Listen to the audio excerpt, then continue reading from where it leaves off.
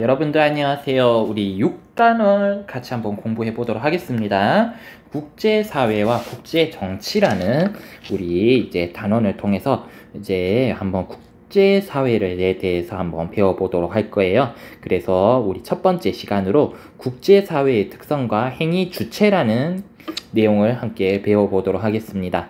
그렇게 크게 어려운 내용들은 아니니까 여러분들 선생님 설명만 잘 따라와 주시면 충분히 모든 내용을 학습할 수 있습니다. 그래서 수업 영상 잘 따라와 주시기 바랍니다. 자, 먼저 선생님과 오늘 배워볼 주제는 크게 두 가지에 대해서 배워보도록 하겠습니다. 그래서 첫 번째, 국제사회의 특성으로 국제사회란 무엇인지에 대해서 선생님하고 살펴보도록 할게요. 두 번째는 국제사회의 다양한 행위 주체라는 주제로 국가, 국제기구, 다국적 기업, 기타 요렇게 해가지고 우리 국제사회에서 다양한 행위 주체들에 대해 한번 살펴보도록 하겠습니다. 자, 그렇다면 우리 첫 번째 국제사회의 특성에 대해서 선생님과 함께 공부해 보도록 할게요. 그렇다면 국제사회라는 것은 도대체 무엇일까요?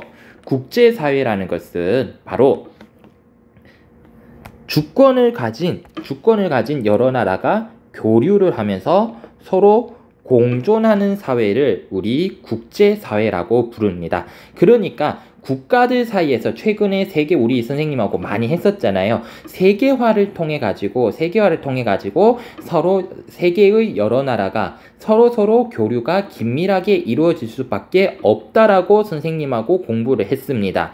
이렇게 주권을 가진 여러 나라가 교류를 하면서 공존을 하는데요. 지금 공존을 하면서 살아가고 있는데요. 이러한 사회를 우리 무엇이라고 부르느냐? 바로 국제사회라고 부른다라는 거 여러분들 꼭 알아두셨으면 좋겠습니다. 그래서 국제사회의 의미에 대해서 우리 한번 살펴봤고요. 자, 그렇다면 국제사회의 특징에 관해서 한번 살펴보도록 하겠습니다. 요게 좀 중요해요. 우리 요번 단원을 공부하면서 이 내용을 우리가 조금 알아두셨으면 좋겠는데요. 국제사회의 특징은 무엇이 있을까요? 첫 번째, 국가 간의 갈등 그리고 분쟁이 일어날 때 이를 해결해 줄 수 있는 중앙정부가 존재하지 않는다라는 게 첫 번째 특징입니다. 그래서 그러니까 국가에서 만약에 국가 내에서 어떠한 갈등이 일어난다면 어떠한 갈등을 해결하기 위해서 정부라든지 지방자치단체라든지 이러한 국가기관이 개입을 해서 이러한 갈등을 해결하고 조정을 해줄 수가 있습니다. 하지만 국제사회는요, 이 국제사회 전체를 컨트롤할 수 있는 기관이라든지 이런 것들이 존재하지 않아요. 그렇기 때문에 갈등이라든지 분쟁이 일어났을 때 이러한 문제들을 해결해 줄 수 있는 중앙정부의 역할을 하는 단체가 존재하지 않기 때문에 갈등이나 분쟁을 조정하기가 매우 힘들다라는 점, 우리 그 점을 알아두셨으면 좋겠고요. 두 번째가 조금 선생님 봤을 때 좀 씁쓸하지만 중요한 것 같습니다. 두 번째, 국제사회에서는 이 힘의 논리가 작용을 한다. 그렇다면 힘의 논리란 게 무엇이느냐? 힘센 사람이 모든 것을 이끌어 간다는 얘기입니다. 그래서 국제사회는 군사력과 경제력이 막강한 강대국이 자국에 유리하게 국제사회를 이끌어가는 경우가 많더라라는 점. 그러니까 현재 우리가 살고 있는 국제사회는 크게 리딩 국가들, 예를 들어가지고 미국, 아니면 요즘 최근에 목소리가 커지고 있는 중국, 아니면 유럽연합, EU, 러시아, 이런 소수 몇 개 국가들이 러시아 등등 소수 몇 개 국가들이 자국의 막강한 군사력과 이러한 경제력을 앞세워서 세계 여러 나라에 대해서 자기네들이 유리하도록 이끌어가는 경우들이 굉장히 많이 발생을 하고 있습니다.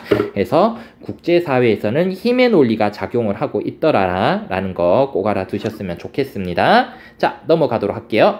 세 번째 국제사회의 특징은 무엇이냐면요. 각 나라는 자기 나라, 자국의 이익을 우선적으로 추구한다. 이 점이 중요합니다.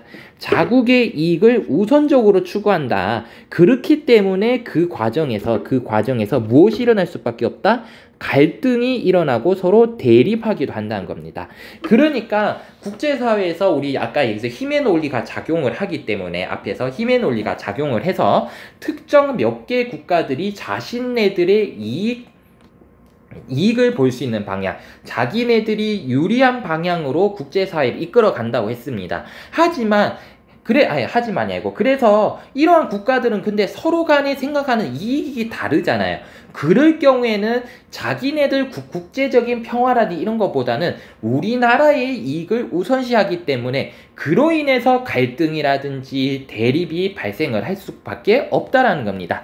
가장 대표적인 사례로는 바로 최근에 미국과 중국의 대립이 미중 대립이라고 부르기도 하는데요. 미중 대립이 굉장히 중요하게 요즘에 많이 떠오르고 있는 대립 중에 하나입니다. 과거 같은 경우는 90년대까지는 냉전 체제라 해가지고 미국과 소련 사이의 대립이었다면 최근에는 미국과 중국 사이의 대립이 많이 이렇게 떠오르고 있습니다. 그래서 이런 것들이 발생을 하고 있다는 거 여러분들 알아두셨으면 좋겠습니다.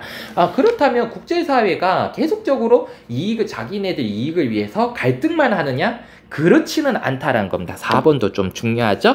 환경, 빈곤, 인권 등 전 지구적인 문제에 공동으로 대응을 하기 위해서 서로 협력을 하기도 합니다. 최근에는 어떤 거? 그렇죠. 코로나 19 해결을 위해서 국제적으로 서로 협력을 하든지, 아니면 국제 빈곤이라든지 빈곤 해결 퇴치를 위해서 서로 얘기를 하다든지, 환경 문제, 기후 환경 문제 해결을 위해서 서로 협력을 한다든지, 이런 여러 가지 문제들을 해결을 하기 위해서 국제사회가 서로 협력을 하기도 하더라라는 거. 그래서 국제사회는 갈등이 일어나기, 서로 자국의 이익을 위해서 갈등을 하기도 하지만 서로 이러한 전지구적인 문제를 해결하기 위해서 서로 협력도 동시에 같이 하고 있더라라는 거 여러분들 알아두셨으면 좋겠습니다. 그래서 우리 지금까지 국제사회의 특징에 대해서 알아봤고요. 이어서 국제사회의 다양한 행위 주체라는 주제에 대해서 우리 함께 공부해 보도록 하겠습니다. 이어서 영상 시청해 주세요.